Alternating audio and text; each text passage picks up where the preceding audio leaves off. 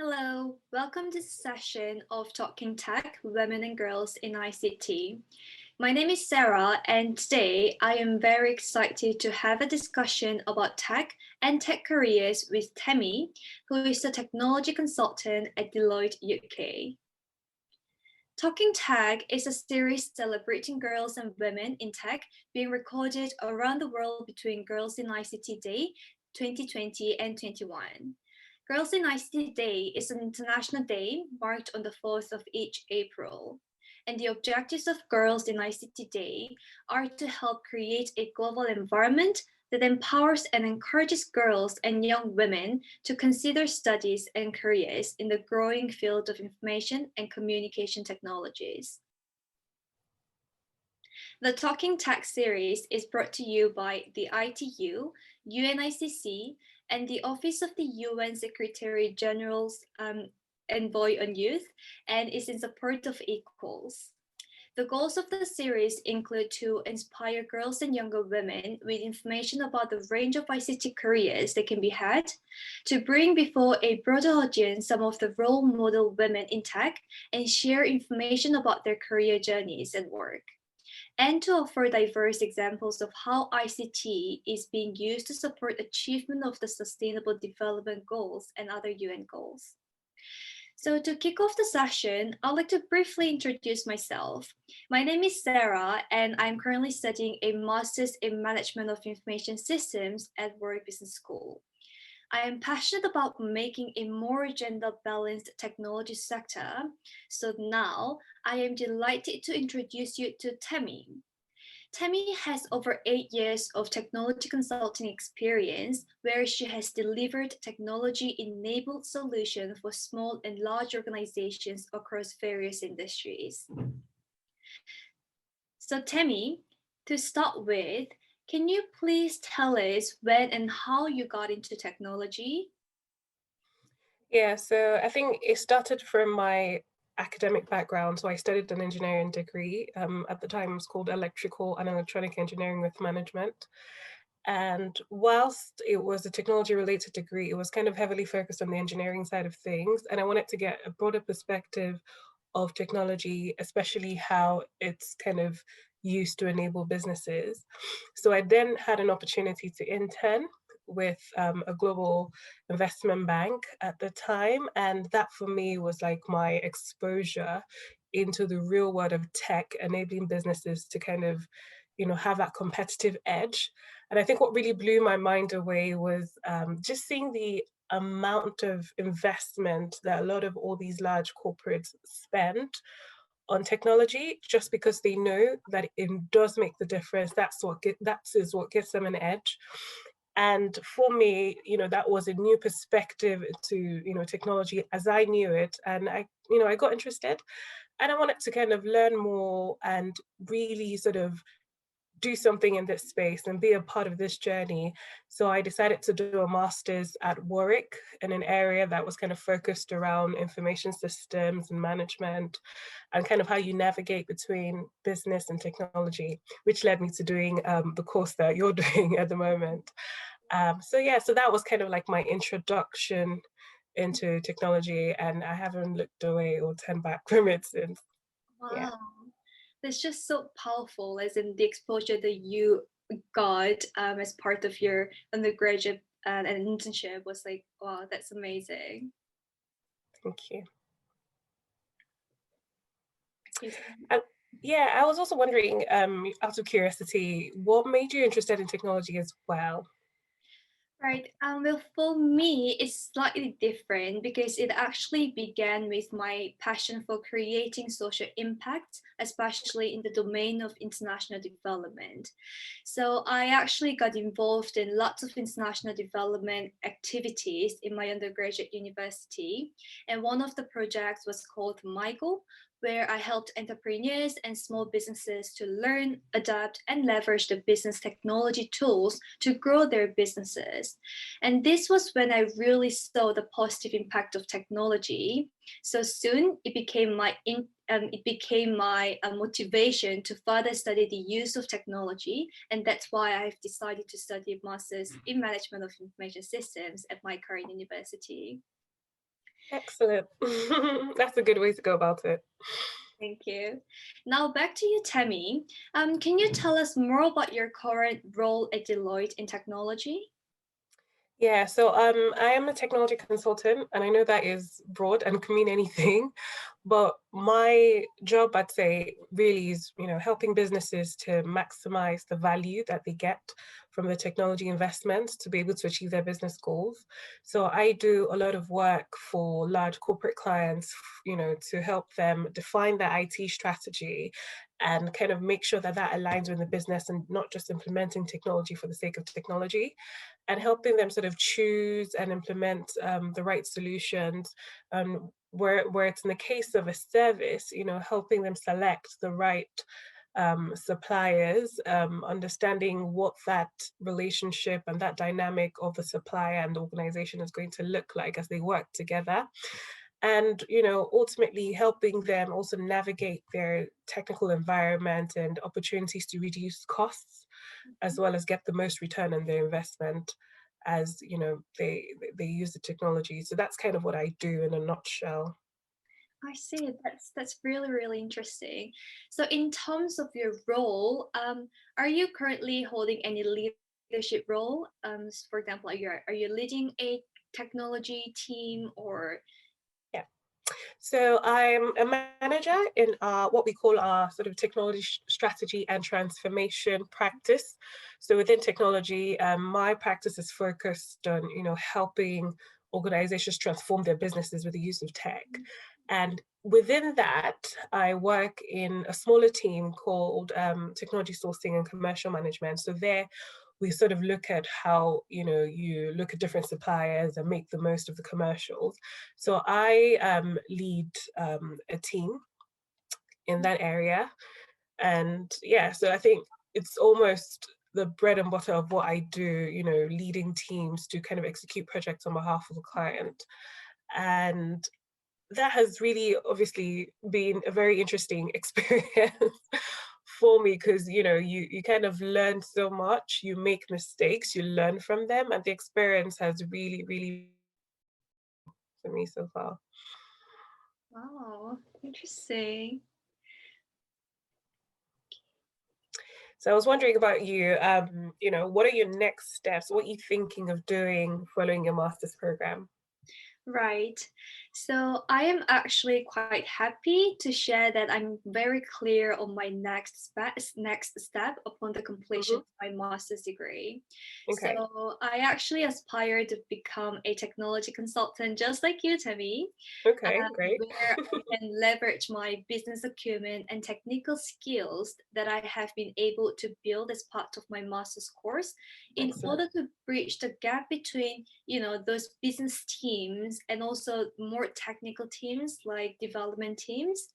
And ultimately, I hope to be leading interdisciplinary teams in technology field, just like how you have just explained about your role and your leadership Yeah. role that you're currently in. Yeah. And to be honest, I'd say, from my experience, consulting is definitely a great place to do that, because you get an insane amount of exposure right from a very young age. Very early on into your career, you would start solving problems for, household names and organizations that you've heard of, and literally almost get a sit at the table with the top executives trying to solve these problems. So for me, that was really interesting when I was starting out, Mhm. and I'm sure you would enjoy the journey once you embark on it. But it's Yeah, definitely a good way to go.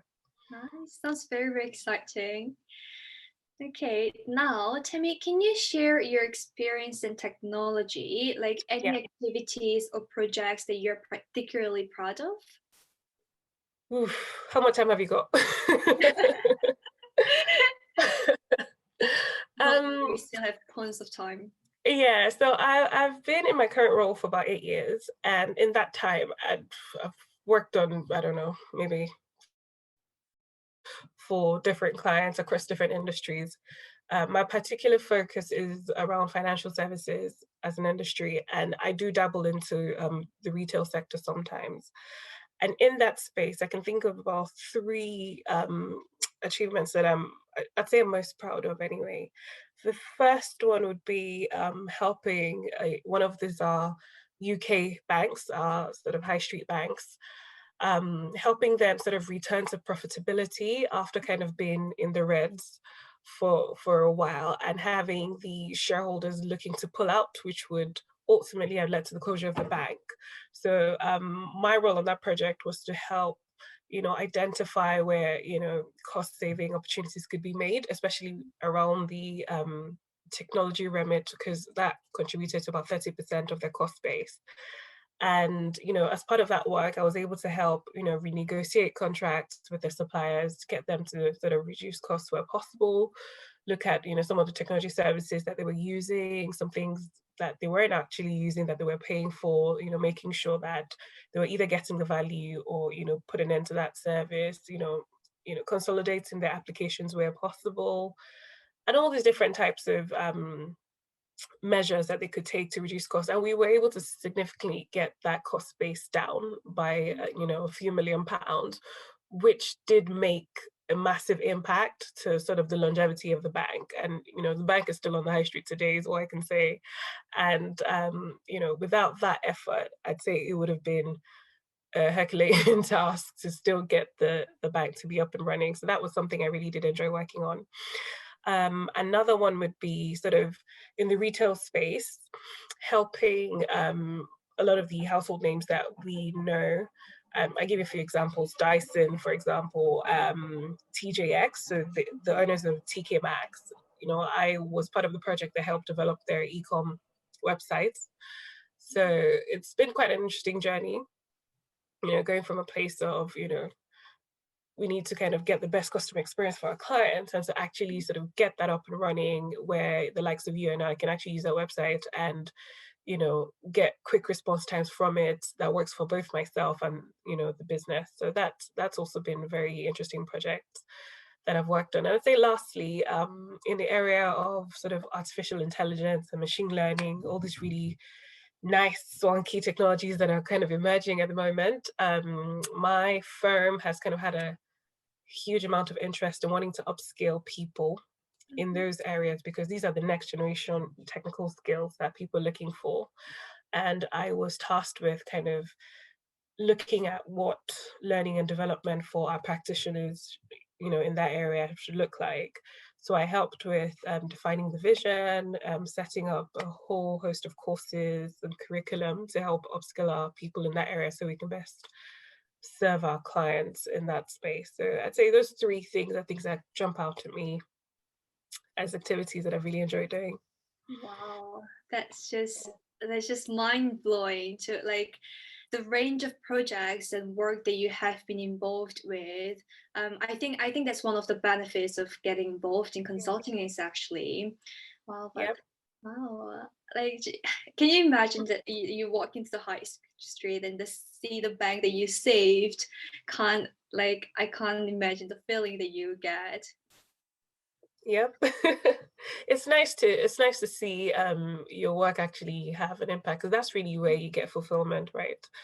And that's one thing I really enjoy about my job. I mean, some things that you don't see immediately, you don't see the immediate returns, but where possible, where you can, directly translate your efforts into material impact, or impacts that you can actually physically see, Mhm.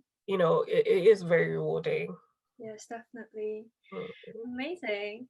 Now, let's talk about the challenges that you actually have encountered. Have you encountered, I believe you must have, any challenges along the way? And if so, how did you overcome them? And what's the valuable lessons that you learned from those challenges? Mm.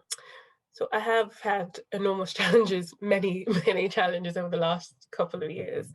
But I say one thing that definitely has stood out for me, and this is the one I always go back to when people ask me this question, is coming out of, I'd say, the academia system. So this is what following my master's and studying my career at this firm consulting.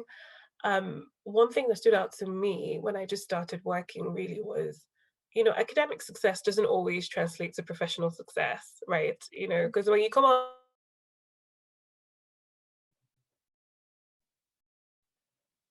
you get the results right, you do your exams, you get good results.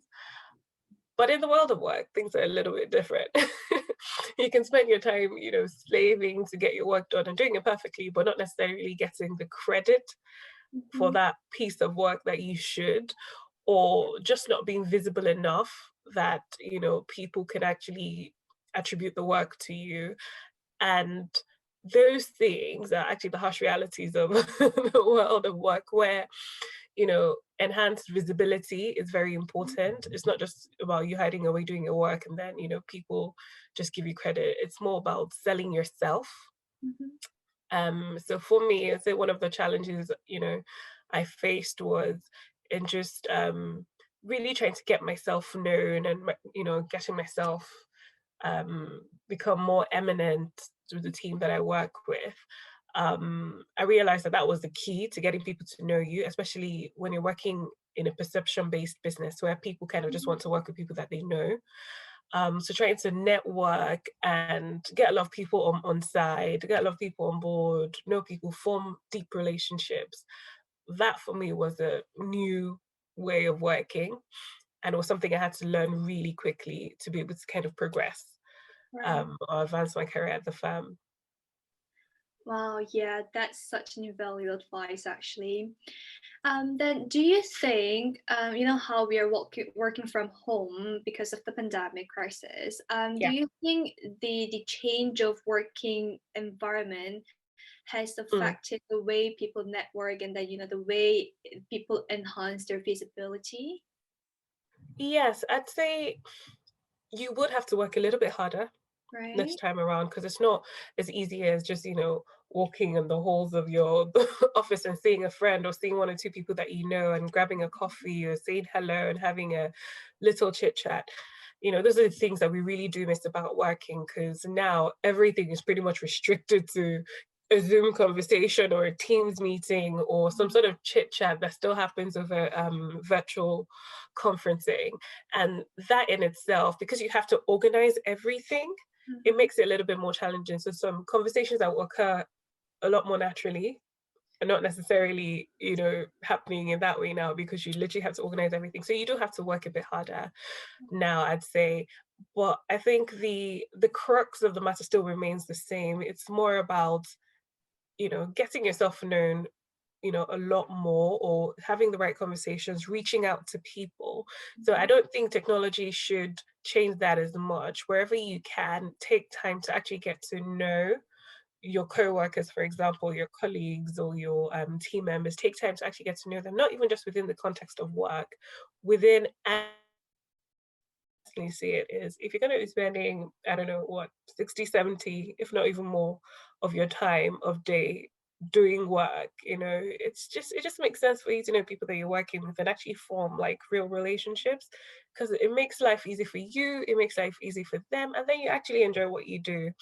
And I think also in terms of like, managing upwards, for example, it is quite useful where when you reach out even before you're asked to do stuff, or you're able to constantly update, before you're even asked. That also kind of, increases your eminence and visibility, and people can trust you more, because at the end of the day it's really about trust and Right. being able to develop trust across, the board.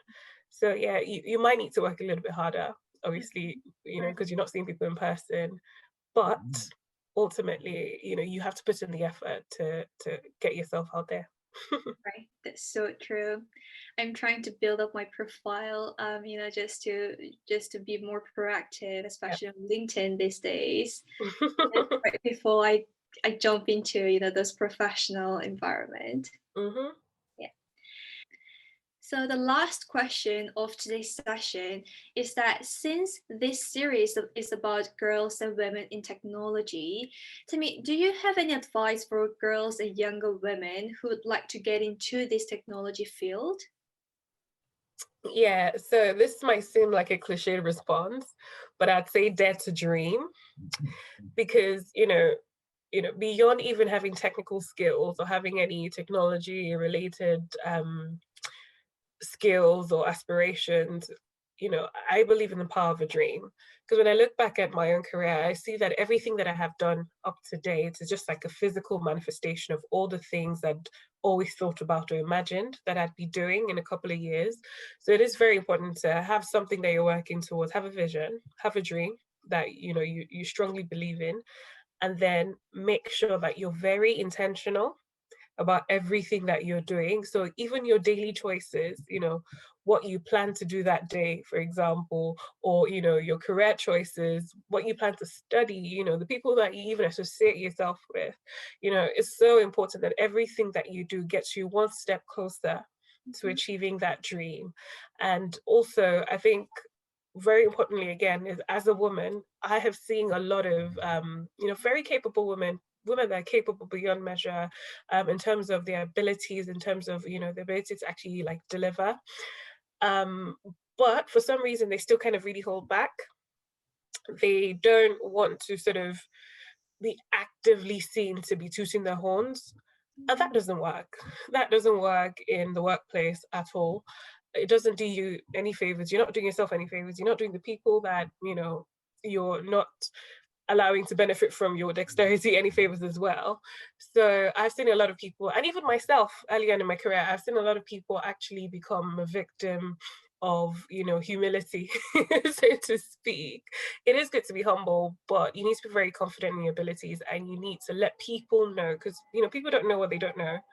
So people need to actually know what you're able to deliver. So you need to get yourself out there where you can, let people know what you can do, because it's only when people know of you that they can give you a seat at the table or allow you to participate and get involved in things that really matter.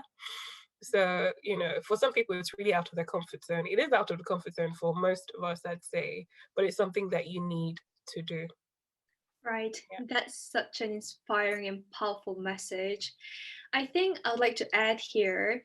Um, I think while it is important for everyone to recognize and address the gender inequality issues, especially in technology field, I think it's more important for girls and young women like me not to get too discouraged by the fact that it's gender imbalanced. I think it's more important to just focus on what they're good at, as you said, and to be focused on developing those skills instead of spending too much energy on the external factors that are not really Yeah, on your hands. absolutely. Mhm. 100%. Right. Do you have anything you'd like to say, Temi, before we wrap up our session today? Lastly, I was just going to add that being a girl or a woman in tech is such a powerful position to be in, because if you think about it, we're largely outnumbered, and that in itself is a position of strength, because Mhm. it kind of gets people to know you very quickly. Because in a situation where you stick out like a sore thumb, people that know you, and then when you're able to bring it, like when you're able to actually show that you know what you're doing, even better, because it kind of fast forwards your ability to do things and to be seen for what you're doing and to be recognized for what you're doing, and that also accelerates your impact. So it's, whilst a lot of people kind of feel like, oh my god, the only men in this area, or I don't want to do this because I just feel kind of underrepresented and all of that. For me, it's always been a position of strength, because everywhere, ever since I've been studying electrical engineering school, I've always been like the only girl in the room, above a lot of onlys. And yeah, for me, if anything, it's been quite advantageous. Like, it's given me that voice to bring a new perspective to the room, or a different point of view that no one else was thinking. And that's the power that we have. That's the unique advantage, and it's something to celebrate. Definitely. Wow, that's such an impressive new perspective, to see this gender imbalance. We can just make it as a positive impact instead of, seeing Yeah, as a disadvantage. yeah, yeah. Okay, so that wraps up our session today for Talking Tech Women and Girls in ICT. Thank you so much, Temi, for joining us and sharing your experience. I really Mm. enjoyed our talk today. I And really to enjoyed being a part of it as well. Thank you. the audience, thank you so much for watching and listening. And we actually look forward to learning about your thoughts on our talk today. Thank you very much. Thank you.